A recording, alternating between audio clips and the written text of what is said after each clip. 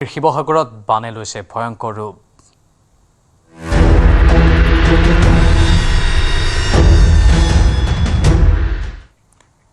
আৰু বান বিধ্বস্ত শিৱসাগৰত ভাৰতীয় সেনাৰ অপাৰেশ্যন জল ৰাহত।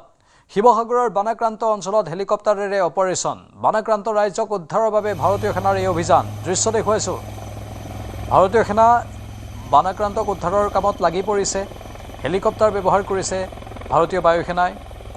এই অপাৰেশ্যনক নাম দিয়া হৈছে অপাৰেশ্যন জল ৰাহত।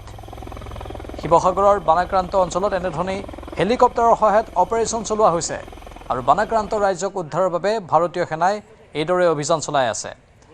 বান পৰিস্থিতি অতি ভয়ংকৰ হৈ পৰিছে শিৱসাগৰৰ বিভিন্ন প্ৰান্তত। ঘৰ দুৱাৰ বহু অঞ্চল পানীৰ তলত। আজি পৰে পৰা সেই দৃশ্যবোৰ আমি আপোনালোকক দেখুৱাই আছোঁ। বান বিভীষিকাৰ ফলত হাহাকাৰ অৱস্থা।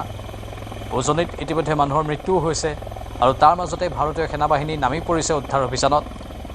আশা কৰা হৈছে ভাৰতীয় সেনাবাহিনীয়ে আক্ৰান্ত লোকসকলক উদ্ধাৰ কৰিবলৈ 100% সফল হ'ব।